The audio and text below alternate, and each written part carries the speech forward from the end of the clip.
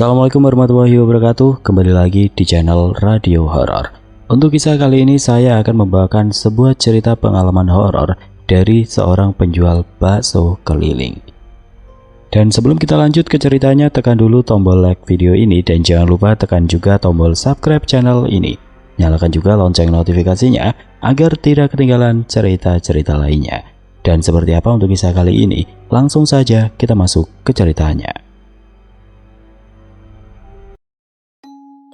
Di tahun 2006, Yogyakarta masih menyimpan pesona kampung-kampung yang ramai di senja dan sepi di malam. Di sebuah kampung di pinggiran kota, Pak Budi, pria berusia 45 tahun dengan rambut belah tengah dan tai lalat kecil di bawah hidung, dikenal sebagai penjual bakso keliling. Badannya kurus, tapi tangannya kuat mendorong gerobak kayu yang sudah reot, dengan 3 roda yang berderit setiap kali melaju di jalanan berbatu. Gerobak itu bukan sekedar alat cari nafkah. Ia adalah saksi bisu perjuangan Pak Budi selama 20 tahun, menghidupi istri dan 2 anak laki-lakinya. Setiap sore pukul 5, ketika adzan maghrib belum berkumandang, Pak Budi sudah bersiap di depan rumahnya. Ia memakai kemeja lengan pendek yang sedikit kusut, celana kain yang longgar dan topi cap yang agak miring di kepala. Di gerobaknya mangkuk-mangkuk aluminium tersusun rapi. Kuah bakso mendidih di tungku kecil bertenaga arang, dan bakso sapi buatannya mengapung menggoda di panci besar. Aroma kuah kaldu yang gurih selalu mengundang perhatian warga, bahkan sebelum ia mulai memukul mangkuknya. Suara itu khas dan nyaring, seperti panggilan yang sudah akrab di telinga warga kampung. Pak Budi bukan orang yang banyak omong, tapi senyumnya hangat dan sapaan, "Nggih Mas," atau "Matur nuwun Mbak," selalu terdengar halus. Ia kenal hampir setiap warga di kelurahan itu, dari anak-anak yang berlarian minta bakso tanpa bakmi, sampai ibu-ibu yang memesan untuk dibungkus pulang. "Bakso Pak Budi rasanya pas, nggak keasinan, nggak hambar," begitu kata mereka. Resep baksonya yang ia pelajari dari ayahnya memang cocok di lidah orang Jogja. Bakso sapi yang kenyal, kuah kaldu yang bening tapi kaya rasa, ditambah taburan bawang goreng dan seledri yang harum. Hari-harinya selalu sama, dari sore hingga dini hari. Ia berkeliling, melewati gang-gang sempit, lapangan desa, hingga rumah-rumah berdinding bata. Tidak pernah ia libur, kecuali saat anaknya sakit atau ada kenduri di rumah tetangga. "Rezeki nggak bakal lari, kudu tak jemput," katanya suatu kali kepada tetangga yang bertanya kenapa ia tidak pernah istirahat. Pukul 2 malam ketika kampung sudah sepi dan hanya suara jangkrik yang terdengar, barulah ia pulang.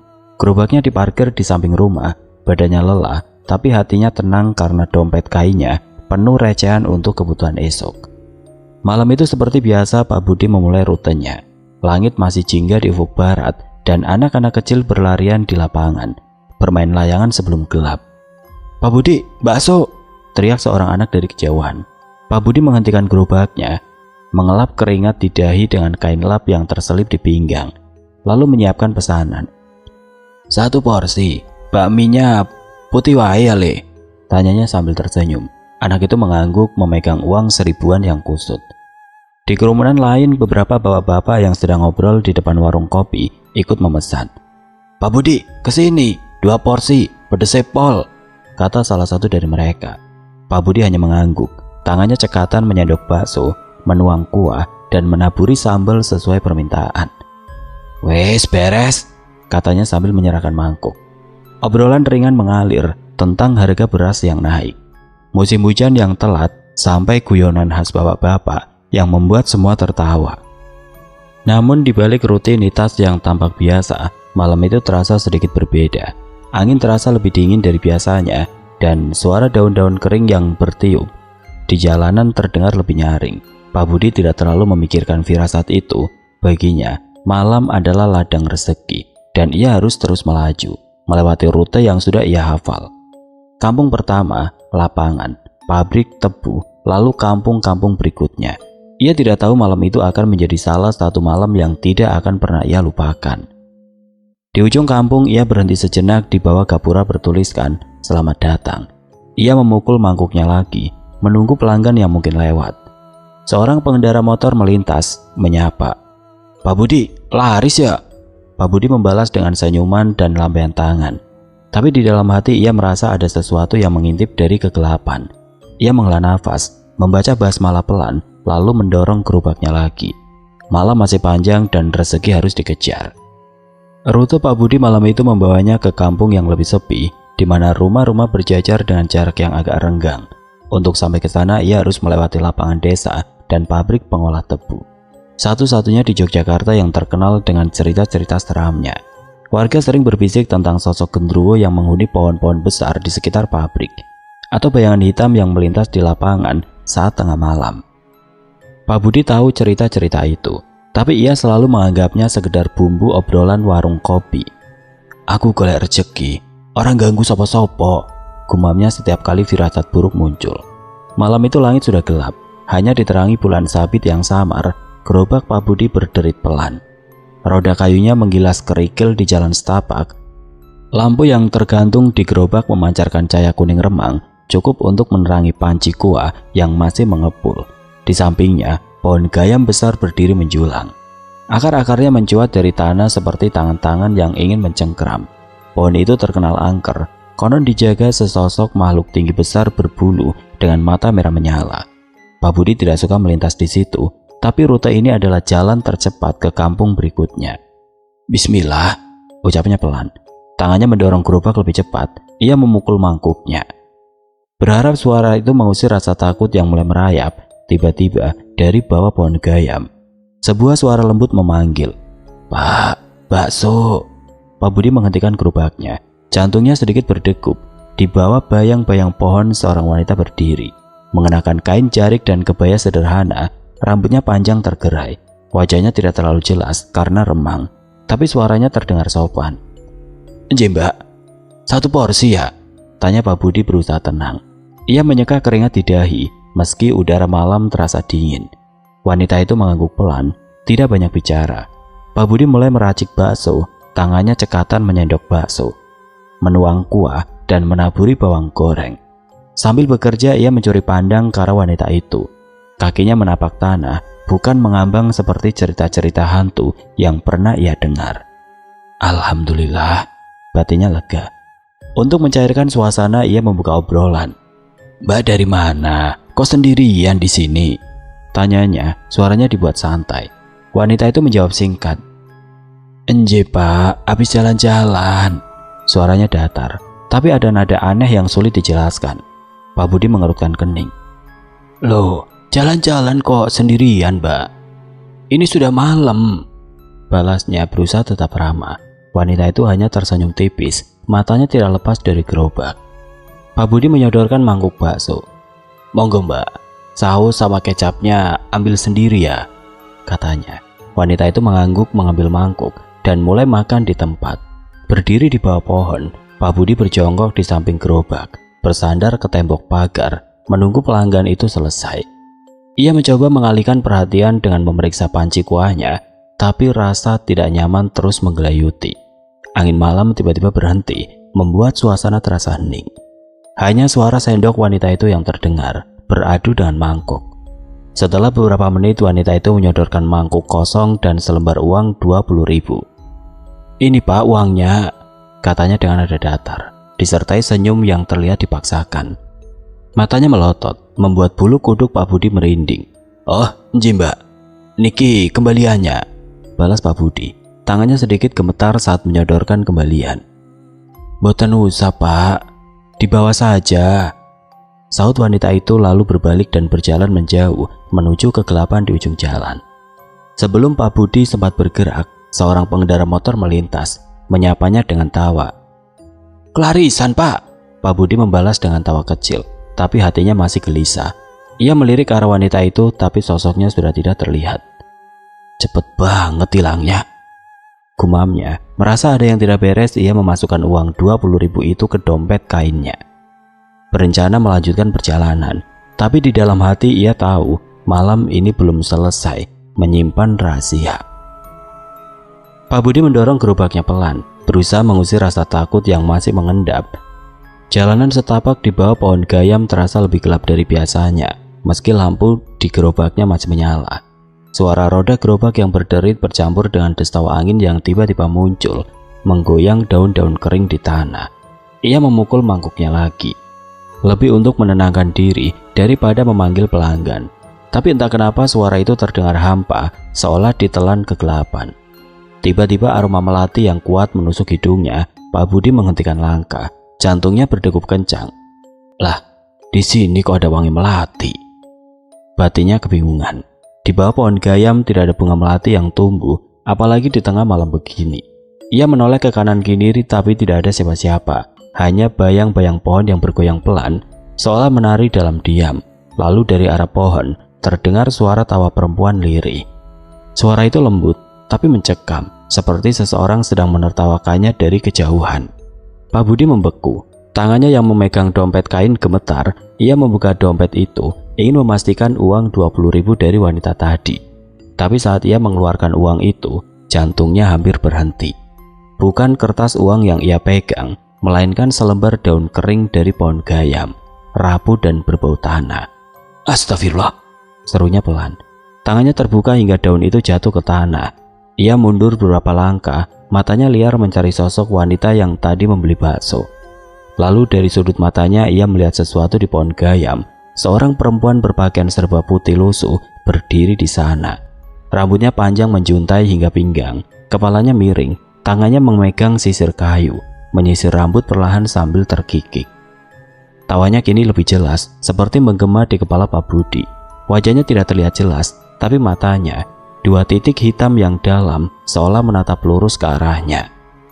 Demi Allah, iki apa toh? Teriak Pak Budi dalam hati. Ia mencoba mendorong gerobaknya untuk pergi, tapi anehnya gerobak itu terasa berat.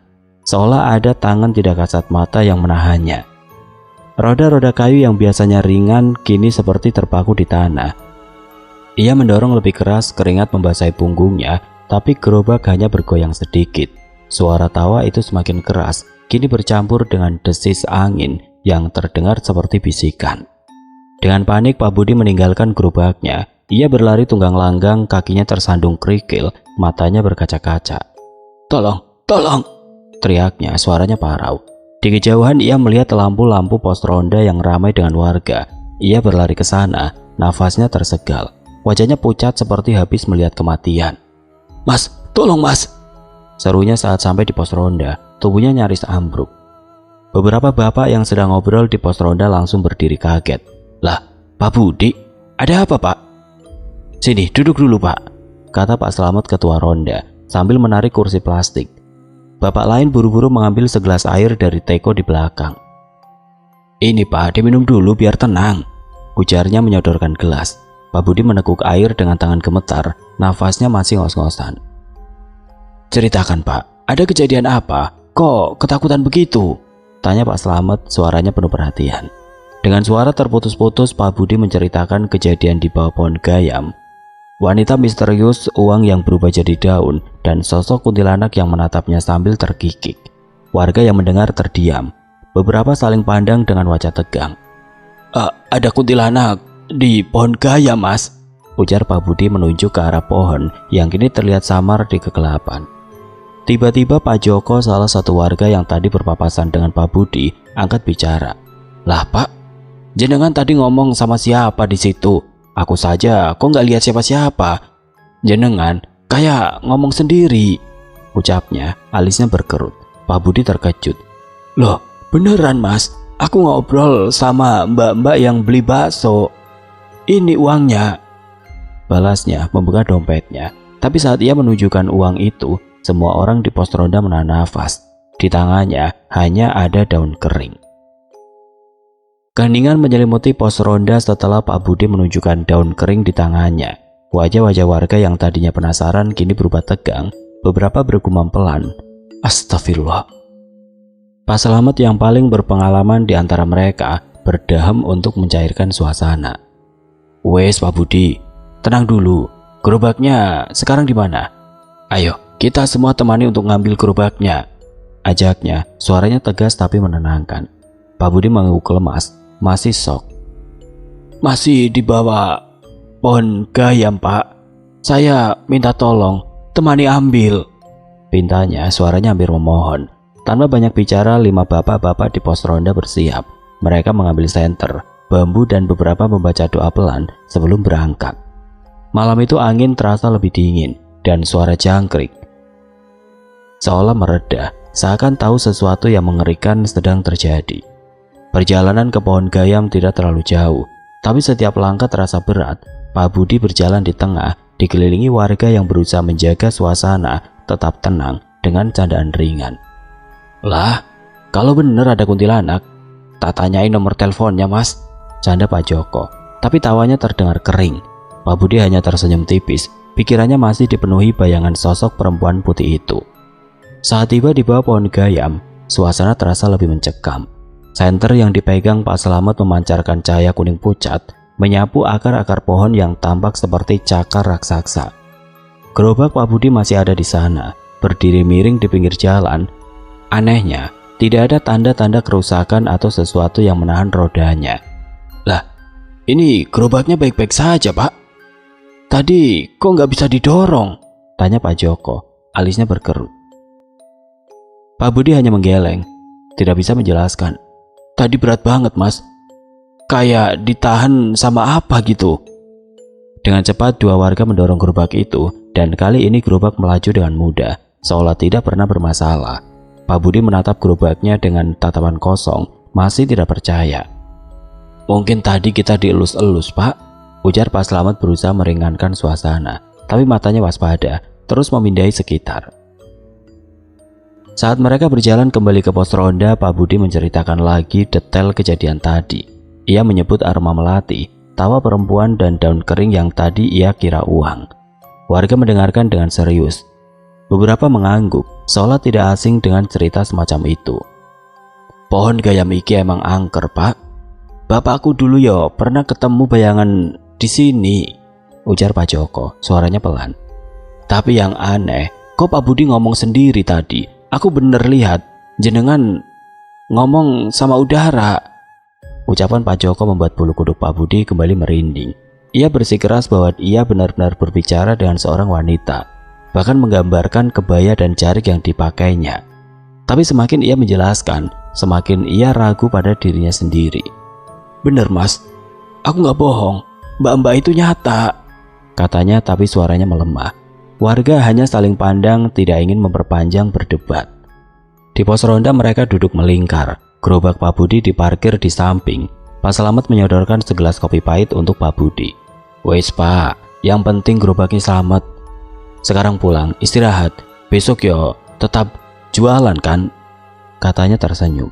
Pak Budi mengangguk, tapi wajahnya masih pucat. Ia mengucapkan terima kasih berulang-ulang, hatinya lega karena tidak sendirian menghadapi malam itu. Sebelum pulang, Pak Budi memeriksa gerobaknya sekali lagi.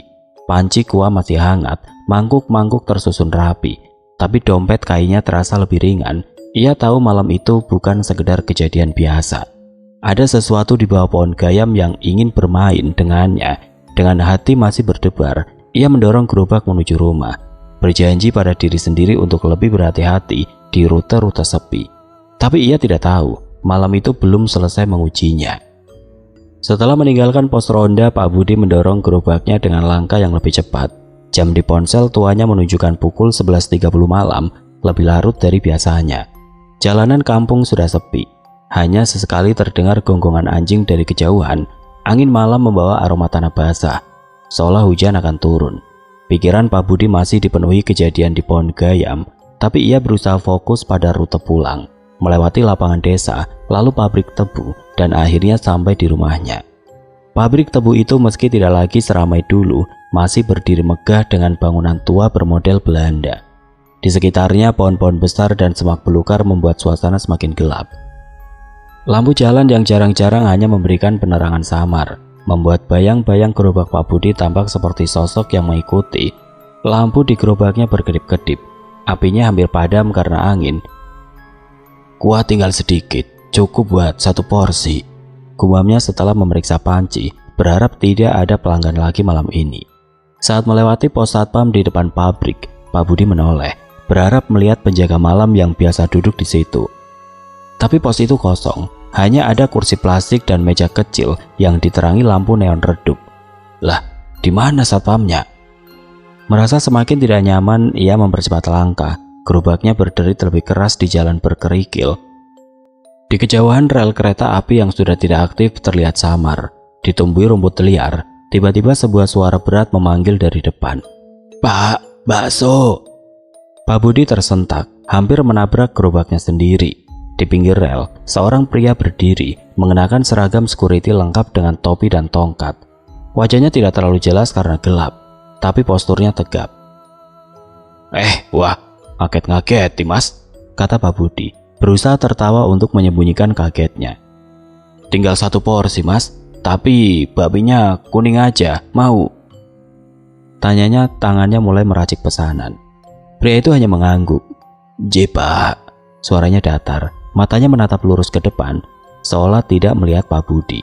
Pak Budi merasa aneh, tapi ia terus bekerja, menyendok bakso dan mie kuning yang tersisa, menuang kuah, dan menabur bawang goreng. Tiba-tiba aroma busuk seperti bangkai menyengat hidungnya. Ia menutup hidung dengan kerak kemejanya, matanya berair. "Lah, iki bau apa toh?" batinya, tapi ia tidak melihat apapun di sekitar yang bisa jadi sumber bau. Lalu suasana berubah hening, sangat hening. Suara angin, derit gerobak, bahkan suara nafasnya sendiri terdengar jelas. Jantung Pak Budi berdegup kencang. Ia menyodorkan mangkuk bakso. "Niki Mas, monggo." Tapi saat ia menoleh, pria itu tidak lagi berwujud manusia. Di depannya berdiri sosok pocong. Kain kafannya kotor dan robek, wajahnya pucat, dengan mata cekung yang menatap kosong. "Allahu Akbar!" teriak Pak Budi. Mangkuk di tangannya jatuh. Kuahnya tumpah ke tanah, kakinya lemas. Pandangannya gelap dan ia pingsan di samping gerobak. Pagi harinya sinar matahari menyelinap melalui celah-celah pohon, menyapu wajah Pak Budi yang terbaring di pinggir jalan. Seorang petugas security pagi menemukannya, segera menyiramkan air dan membawanya ke pos. Pak, sadar." "Apa yang terjadi, Pak?" tanyanya petugas itu panik. Dengan suara lemah Pak Budi menceritakan kejadian semalam. Wanita di pohon gayam, daun kering, dan pocong di depan pabrik. Petugas itu mengangguk pelan. "Bukan Pak Budi saja yang diganggu, Pak. Karyawan pabrik ya sering lihat bayangan di sini," katanya, suaranya penuh empati. Hari itu Pak Budi pulang ke rumah dengan wajah pucat dan badan lemas. Istrinya Mbak Sari langsung panik melihat suaminya. "Lah, Bapak kenapa, Pak? Kok kayak orang sakit?" tanyanya buru-buru mengambilkan air hangat. Pak Budi menceritakan kejadian malam itu dengan suara pelan. Tidak ingin anak-anaknya yang sedang bermain di ruang depan mendengar. Mbak Sari hanya mengelus punggung suaminya, berulang kali mengucapkan istighfar. "Wes Mas, istirahat dulu. Besok tidak usah jualan dulu," katanya, tapi Pak Budi menggeleng. "Rezeki kudu tak jemput, Sari. Gak apa-apa, ini cuma ujian." Meski ketakutan masih membayangi, Pak Budi kembali berjualan keesokan harinya. Ia menghindari rute pohon gayam dan pabrik tebu untuk beberapa waktu, memilih jalan lain meski lebih jauh. Cerita tentang gangguan mistis yang ia alami menyebar di kampung. Tapi anehnya, itu tidak membuat pelanggannya berkurang. Malah banyak warga yang datang karena penasaran, ingin mendengar cerita langsung dari Pak Budi sambil memesan bakso. "Pak, benar ketemu kuntilanak?" "Ceritakan dong, Pak," tanya seorang anak muda. Matanya berbinar. Pak Budi hanya tersenyum kecut, tidak ingin mengenang malam itu. Selama bertahun-tahun Pak Budi memang tidak asing dengan kejadian aneh. Ia pernah tersesat di pasar malam yang tiba-tiba muncul di tengah sawah, atau mendengar suara anak kecil memanggil di kuburan kampung. Padahal tidak ada siapa-siapa. Tapi kejadian di pohon gayam dan pabrik tebu adalah yang paling mengerikan. "Ini bagian dari hidup, Mas. Kalau takut ya nggak bakalan bisa meneruskan," katanya suatu kali kepada pelanggan setianya Mas Dedi yang juga seorang pedagang. Seiring waktu, usia membuat Pak Budi tidak lagi kuat berkeliling hingga dini hari. Kakinya sering pegel, punggungnya mulai bungkuk, dan gerobak tuanya makin reot. Akhirnya di tahun berikutnya ia memutuskan menyewa sebuah kios kecil di dekat balai desa. Kios itu sederhana, hanya berdinding triplek dengan atap seng, tapi cukup untuk menampung gerobak dan beberapa kursi plastik untuk pelanggan. Ia tidak lagi harus mendorong gerobak melewati jalanan gelap atau tempat-tempat angker. Ajaibnya, pelanggan setia Pak Budi tidak pernah berpaling. Mereka datang dari berbagai kampung, Bahkan ada yang sengaja naik angkot hanya untuk membeli bakso. Bakso Pak Budi ini tidak ada tandingannya, Mas. Rasanya tetap sama, kayak zaman aku kecil, kata Bu RT, salah satu pelanggan tertua sambil menyeruput kuah panas. Anak-anak kampung juga sering mampir, membawa uang receh untuk membeli bakso tanpa mie, seperti dulu saat Pak Budi masih keliling. Kini di usia senjanya, Pak Budi sering duduk di depan kiosnya, menatap jalanan kampung yang dulu ia jelajahi setiap malam. Ia tersenyum mengenang perjuangannya, termasuk malam-malam mencekam yang nyaris membuatnya menyerah. Hidup itu perjuangan, Mas. Kalau tidak kuat, gak bakal sampai sini, katanya kepada seorang wartawan lokal yang mewawancarainya untuk artikel tentang pedagang legendaris. Cerita Pak Budi bukan hanya tentang bakso yang lezat, tapi tentang keteguhan seorang ayah, suami, dan pedagang yang tidak pernah menyerah. Meski dihantui kerasnya hidup dan misteri tidak kasat mata, di setiap mangkuk bakso yang ia sajikan ada doa untuk rezeki yang halal, untuk keluarga yang dicintainya, dan untuk para pedagang lain yang masih berjuang di jalanan gelap, berharap pelimpahan berkah dari Yang Maha Kuasa. Cerita ini adalah penghormatan untuk para pedagang keliling di Indonesia yang dengan keringat dan keberanian menghidupi keluarga mereka. Tidak peduli apa yang mengintai di balik kegelapan malam, semoga kisah Pak Budi menginspirasi kita untuk tetap teguh, seperti ia yang tidak pernah menyerah pada hidup, bahkan saat malam menyimpan rahasia paling mengerikan. Oke teman-teman, sekian untuk kisah kali ini. Semoga apa yang sudah saya bagikan dalam kisah ini dapat dijadikan pembelajaran untuk kita semua. Dan buat teman-teman yang baru bergabung, jangan lupa untuk like, komen, share, serta subscribe channel ini. Dan nantikan kisah-kisah horor berikutnya tetap di channel Radio Horor. Wassalamualaikum warahmatullahi wabarakatuh.